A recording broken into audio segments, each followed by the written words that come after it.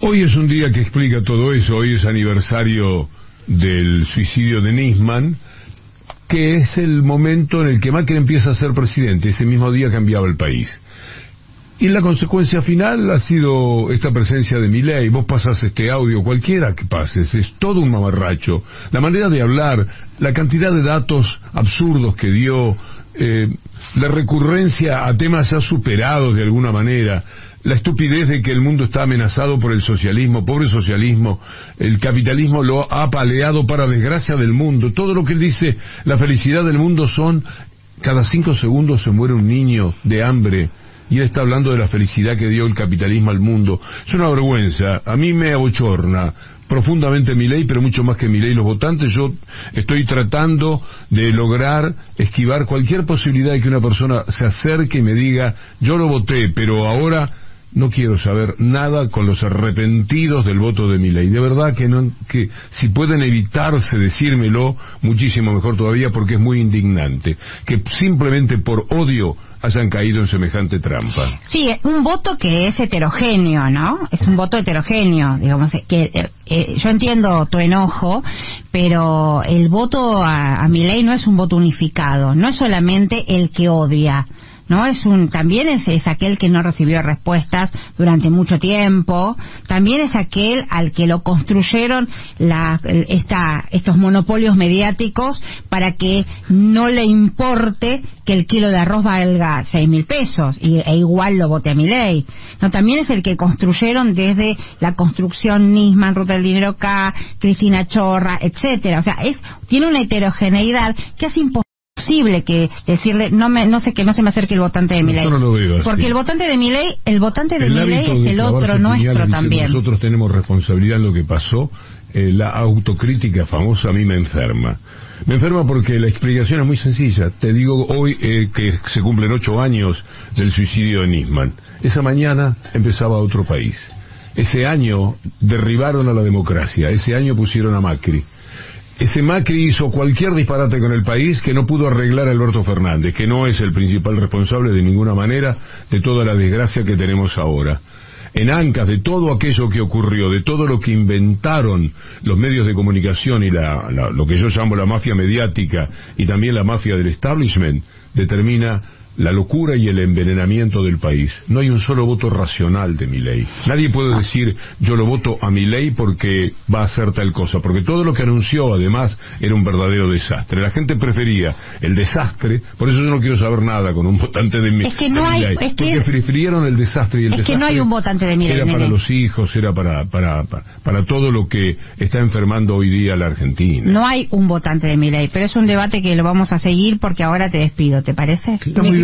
Si a nadie le importó que fuera un mamarracho, que fuera un insultador, que fuera un bravucón, que fuera un estúpido, si a nadie le importó y lo votó la mayoría de la gente, ¿por qué él tendría que ser mejor persona, que le resulta además imposible, que lo que fue cuando el país lo votó? 6 de cada 10. Entonces, lógico que siga con esta estupidez en continuado. No es Milei el responsable. Milei es un pobre chico que está ahí, no tiene la menor idea de por qué, a las órdenes de la hermana, además, el gobierno de los hermanos Milei, podría decirse. Así tendría que ser designado. Esos dos personajes están manejando la República Argentina y le aderezan un caputo a la pasada con un movimiento como cuando pones cubos de hielo de Patricia Bullrich. Se revuelve y te sale una Argentina de este momento. ¿Y qué vas a hacer? ¿Te lo tenés que fumar? Digo, tenés que tomar. Esto es qué sé yo, una novela interminable, hecha toda una mentira hilvanada con la otra. Hablamos de un nuevo aniversario, 18 de enero 2015, recién lo decías en el pase con Cintia. Cambió la historia, ¿qué país hubiésemos logrado conseguir sin esa operación? 9 años y las operaciones se siguen sumando, Víctor Hugo. No descansan las operaciones de Bullrich. Ahora está de moda, estoy chequeando en los medios, el buche Sancheta. Ahora lo están instalando como el nuevo capítulo, porque se muere una operación y arman otra enseguida. Sí. Cualquier espía que aparece suelto, que tenga un teléfono de unos 1000 políticos, más o menos, de uno de ellos, está involucrado en una sospecha. Pero a Sancheta, ¿sabés qué tiene? Una carpeta con recortes de prensa. ¿Más burdo que eso?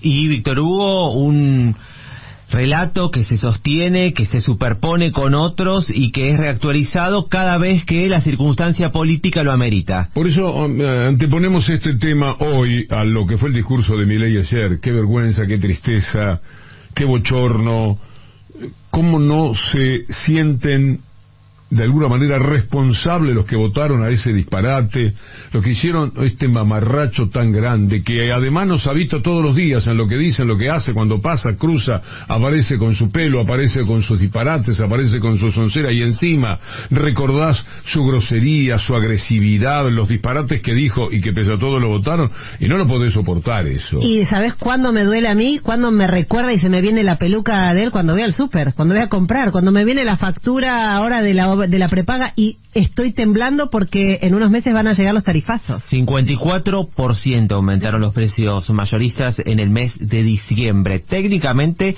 ese dato habla de hiperinflación. Según la teoría económica, después del 50% hay hiperinflación. La economía que está en jaque y, insistimos, los dólares ya se están disparando, están soltándole la mano a Javier Milei. Pero a Milei llegamos de esa manera que yo me permito describir bastante simplemente.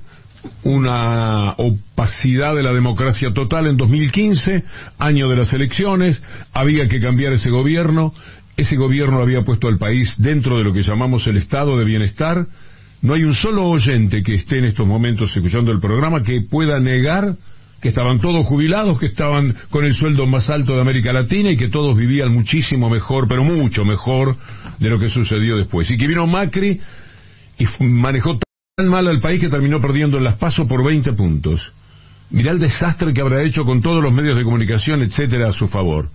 Que Alberto Fernández en su gobierno, por debilidad, por lo que fuere, y con mucha mala suerte, pandemia, sequía, guerra, no pudo arreglar el panorama. No tuvo la capacidad, no digo intelectual, pero sí emocional para tratar de hacer algo por el país. Y ahí está como alguien que no hizo daño, alguien que no robó, alguien visible correctamente, pero también parte de este fracaso. Y encima viene Milei. Todo esto es consecuencia. Por eso lo que acabamos de escuchar, una parte de la sarta de mentiras de Clarín sobre el suicidio de Nisman, es algo que cambió el país. Fue un ensayo brutal pero muy eficaz. Así, en el comienzo de 2015, como lo decía recién a Cintia, Macri empezó a ser presidente. Ese mismo día del suicidio de Nisman, convertido en un asesinato de Cristina Kirchner, cualquiera quedaba en condiciones de derrotar a la asesina que Mañeto le exhibía a la sociedad. Así llegó la ruina de la democracia que ahora instala sobre sus escombros a este personaje Milei.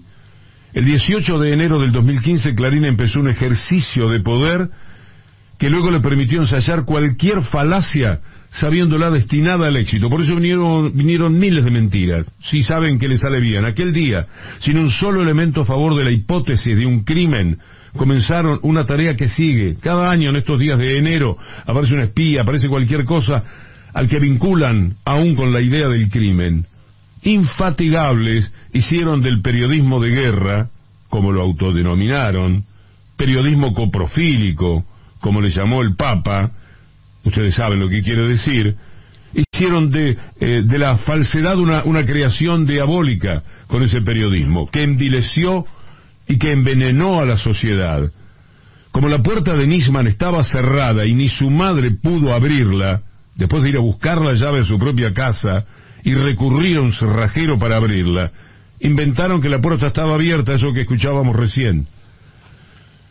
El médico que abrió la puerta del baño tuvo que empujar, no había manera, había 3 centímetros o 4. Bueno, aumentaron la abertura, la apertura la hicieron más grande. El primer culpable, ¿se acuerdan? Era un chino que vivía allí, un asesino a cargo de Cristina Fernández, que había pasado por un pasadizo que tienen los gauchitos del edificio donde vivía Nisman, por si se quedan sin azúcar o se quedan sin yerba para ir a pedirle al vecino. Entonces pasan por un pasadizo. Por ahí vino el chino. Y por ahí entró aún al departamento cerrado, porque tenían un contacto los vecinos, de gauchos que son. El arma que había pedido Nisman para suicidarse había disparado a varios centímetros de la cabeza. Eso dijo Clarín, eso mintió una mañana, y nunca más, hasta que apareció la fotografía, se pudo demostrar lo contrario. La bala entró por atrás de la oreja y no de la sien, decían. No entró por la sien, entró por atrás de la oreja. Eso que fue un invento de Arroyo Salgado, pero naturalmente recreado por Clarín. Aquel hombre, Nisman, destruido por su pésima vida de impostor, asediado por su ex mujer que lo insultó de la peor manera el mismo día del suicidio, usado por la inefable Bullrich y la tilinga de Laura Alonso, ¿se acuerdan?, para ir a un congreso que lo iba a destruir moralmente, había pedido un arma prestada a cualquier conocido que se le cruzara, y terminó con un arma que le prestó su secretario, Lagomarsino, al cual, dicho sea de paso, le quitaba la mitad del sueldo de 40.000 pesos. De los 40.000 pesos que ganás me tenés que dar 20. Y todos los meses Lagomarsino le daba 20. Esperó el arma con la inquietud de un suicida, se sabe por los llamados, por la insistencia, preguntándole a Lagomarsino: ¿y qué pasa? ¿Por qué no venís con el arma?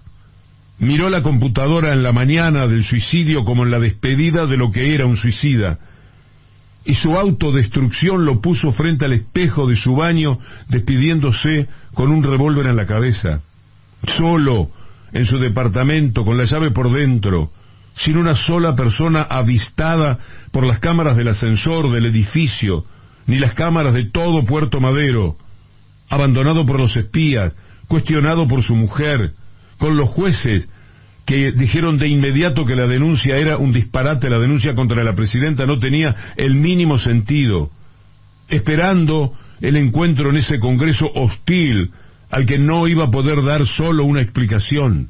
Así, en esa soledad de su departamento cerrado por dentro, ese hombre se pegó un tiro en la cabeza. Chau. Esa es la historia. La misma mañana en la que se conoció la muerte, mencioné el suicidio como única causal posible. Desde Mitre Clarín, naturalmente, ya empezaban a trabajar con lo contrario. Y hasta Miguel Bonazo, no me acuerdo ni por qué, apareció atacándome, dando por iniciado un debate absurdo que no tiene el mínimo sentido, que la inteligencia no resiste. Un debate que terminó con el juicio sin cadáver de Gendarmería armado por Bullrich, del que Clarín adelantó el resultado meses antes de la conclusión más descerebrada y delincuencial que se conozca de una muerte. Pero Clarín supo entonces que si podía inventar un asesinato de lo que había sido un suicidio, podía cualquier cosa. Ni Simenon, ni Agatha Christie, ni Raymond Chandler, ni Dashiell Hammett, ni Poe, ni Dostoyevsky, nadie se hubieran animado a tanto, porque jamás encontrarían lectores tan idiotas. Un lector sin odio no sirve. Pero hemos empezado el programa, del que vamos a tener inevitablemente bastante Nisman, su discurso y las repercusiones, y también de lo que se viene para este sábado, con la votación que intenta el gobierno, con la decisión que se intenta tomar por la ley ómnibus, con todos estos temas. Pero quiero seguir un poco más con lo que cambió el país, la explicación del gran fraude dentro del que estamos. Todos los que ayer sintieron vergüenza viéndolo a ese pobre hombrecito en Davos, convertido en un lacayo, después de reunirse con el ministro de Gran Bretaña y entregar toda la dignidad, la poca que le quedaba a su gobierno frente al Reino Unido, nada menos que por admiración a Thatcher, esa fotografía insultante junto a Cameron, encantado de su vida, igual que lo que había hecho Mauricio Macri. Antes de ocuparnos de todo eso, quiero seguir con lo que cambió el país. Milei es la consecuencia de algo que empezaba hace 8 años con el suicidio de Nisman, que la mafia mediática de la República Argentina y los intereses de la derecha también enloquecida convirtieron en un crimen que usaron hasta el hartazgo para cambiar la democracia, para aplacarla, para dominarla, para eclipsarla, y para que como consecuencia de eso ocurriera en el final de 2015 la elección que cambió al país, porque al país no lo cambia ni ley, eso ya venía cambiado. En todo caso, agudiza la desgracia del país que empezó hace 9 años cuando se suicidó Nisman y Macri empezaba a ser presidente de la República a raíz de ese episodio. Quiero que escuchen lo que ayer compartíamos con ustedes para adelantarnos a los hechos. El actual ministro de Justicia de la República Argentina, el señor doctor Cuneo Libarona, diciendo lo que todos sabemos, que se trató de un suicidio, pero dada la importancia que tiene su cargo hoy día, se me ocurre el documento más interesante de la mañana. Pues tampoco había una ventana, como que alguien pueda entrar por la ventana. Entonces yo creo que si lo que yo he leído en los medios, no he leído una hoja de un expediente, el hombre se disparó, cayó, golpeó la cabeza contra la puerta y ahí quedó. Y no es que nadie puede salir de ese cuarto, de ese baño. Entonces vos me decís, yo creo que no va a pasar nada acá con la causa Nisman, transcurrido tanto tiempo, por más esfuerzo que le pongan los actuales investigadores, y tal vez termine juzgándose como en AMIA a los que investigaron la causa Nisman, ¿viste? Es decir, siempre procedemos mal. En Argentina tal vez no tenga la capacidad para poder investigar hechos de esta naturaleza. El caso Nisman. Al margen de lo que yo puedo haberlo conocido a él y a varios personajes y demás, yo tengo la sensación que él no aguantó lo que estaba viviendo. No sé si alguien lo llevó a no aguantar esa situación, pero a mí hay datos que me llevan a pensar en que no entró alguien por una ventana volando, o un comando iraní, kirchnerista o de no sé quién, y lo mató. Yo creo que él no aguantó la situación, mucho pesar personal, mucho dolor propio de todo suicidio, y él tomó esta determinación. Lo que ha pasado a partir de Nisman es una verdadera tristeza, pero de esa manera han construido el país. Y el país es una mentira en la opinión política de una inmensa cantidad de gente, que ahora fue la mayoría. Todos en ancas de esa mentira brutal que nació aquel día, porque todo eso tiene que ver con la corrupción más alta. Ya la corrupción que siempre mencionaban había llegado a lo máximo, que era el asesinato de una persona, de un fiscal. Hoy Clarín pone en tapa el asesinato del fiscal en Ecuador. No es una casualidad, es una manera de relacionar los hechos. Son una mafia que piensan absolutamente en todo, son el diablo. Y ese diablo cambió, que tiene nombre y apellido, por supuesto, ahí está mi amigo Héctor, que no me deja mentir, Héctor Mañeto. Ese diablo convirtió al país en esto que ayer tenía como representación a Milei en Davos.